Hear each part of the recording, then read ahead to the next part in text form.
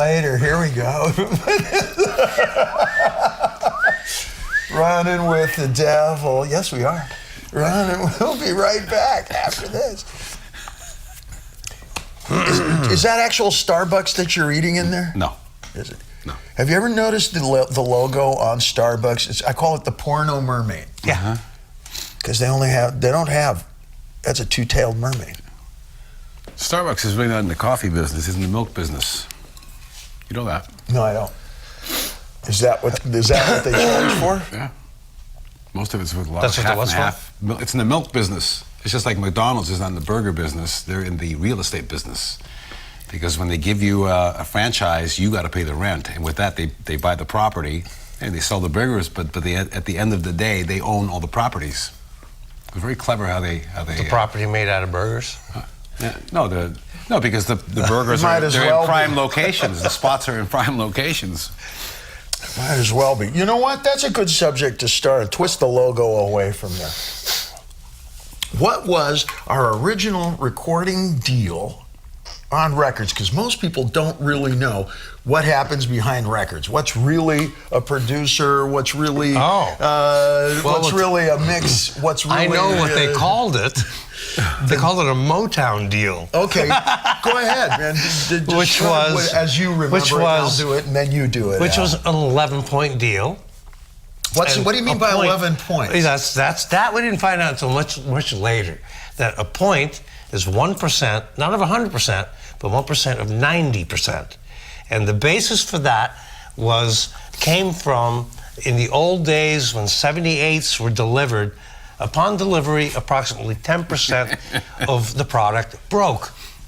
So they paid you on 90% of the delivery. Oh, if you watch Boardwalk Empire right now, 1920s, those are acrylic records, really heavy breakable ones. My father gave me a collection of Al Jolson, on 78s that I actually broke. They fell from the desk, and they're priceless now. I'm killing myself, but they broke into pieces. And 1 out of 10 of those broke in 1924. So you're not getting paid on $1.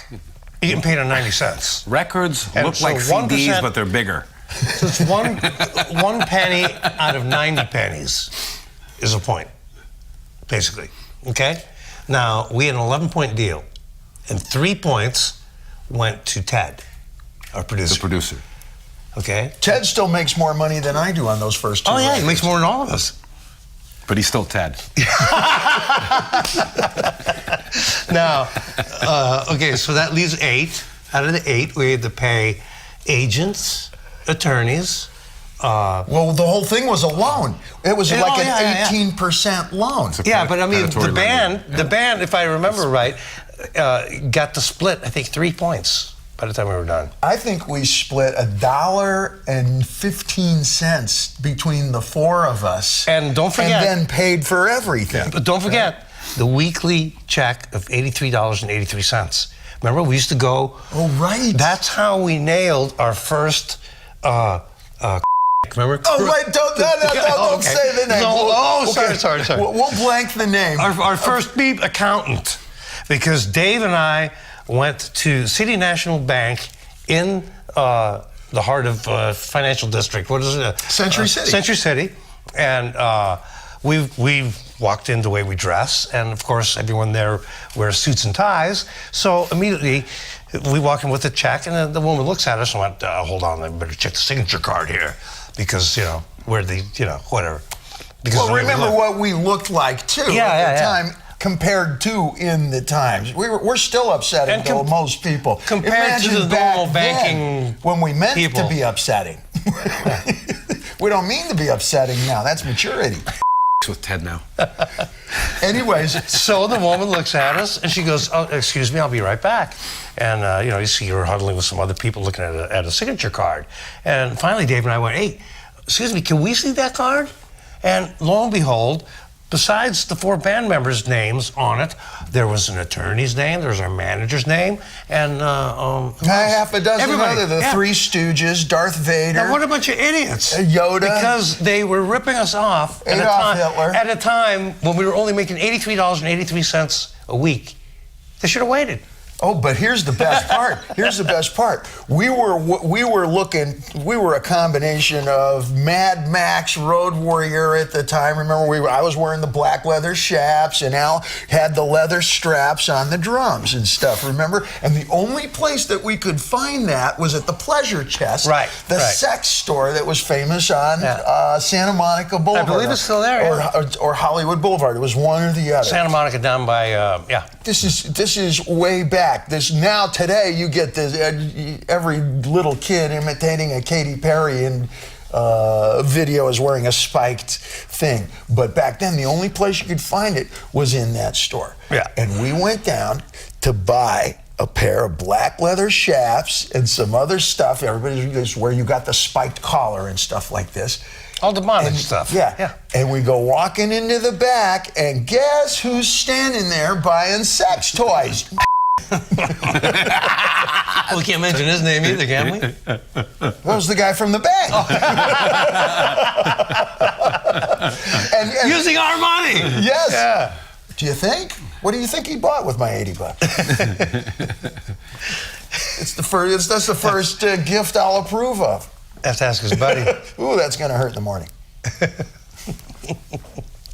And then it went from bad to worse. Yeah, we toured for a year, and they still owed $1 million or something like that. We toured, we owed $1 million. We went platinum. We toured for a year. We came back, and Warner Brothers. Can I mention that Warner Brothers told us that we owed them $2 million. And on top of that, we owed him another record. Yeah. And it was the end of the year. We had three weeks to deliver another record. So I went to Ted and I said, Ted, let me get something straight here. We sold 1 million records, we toured for a year, and we owe you guys $2 million. So if we had done 10 records and sold 10 million records, we would have owed you $20 million? Right? And he kind of looks at me and goes, Why are we doing this? And on top of that, it was a two record a year deal. That was like Beatle time, 1960s level stuff. So we had 3 weeks to record another record, and boom, we went straight out on tour again. Did we do it within 3 weeks? Yep. Mm-hmm. When did we have the second batch of material done? I remember it was written on the road, man. I remember we did like a 40-song demo that made it onto the internet in bits and pieces at this point. But did we write material on the road? Yeah. Well, I always did.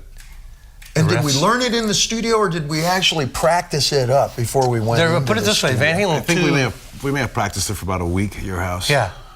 But I remember it's like the first record took about a week to 7 days to do. The second record took about 3 weeks to do, because that's all we had. We had to deliver that record before the year end.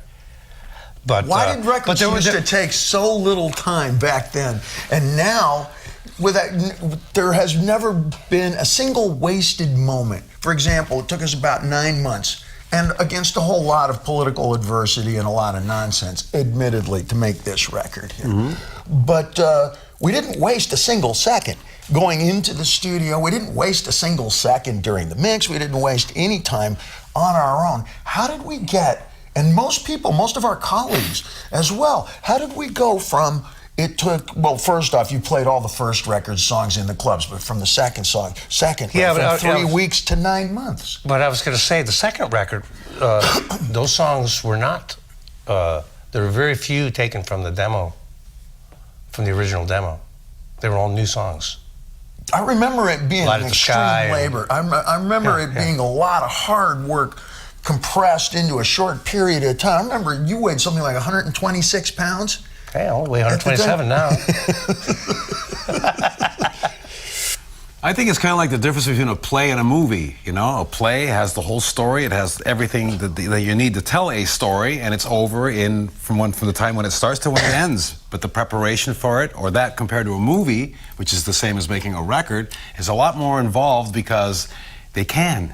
You know, we can now take 2 days to listen to the kick drum. And that's what they do. That's what happens. It's a very different rhythm, the way records were made, depending on when you were looking at. The 80s was a specific time, the 90s was a specific time, but the band always did its best when we were just allowed to walk in and play, you know, and record the band while they're playing. So it was like a snapshot of the time.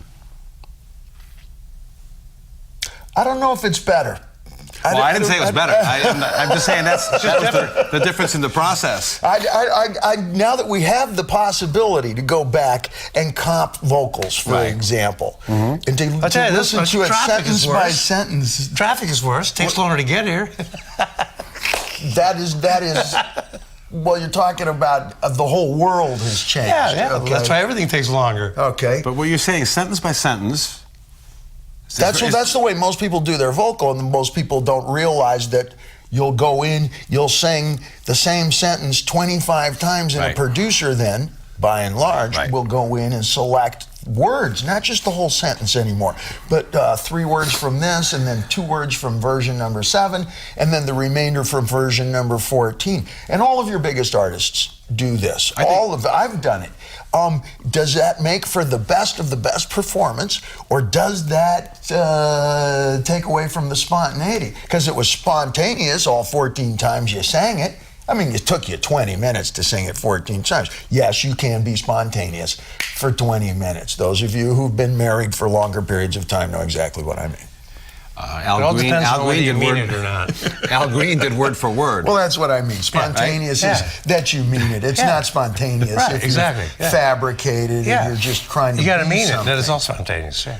Well, after 20 minutes, I don't mean anything. Right.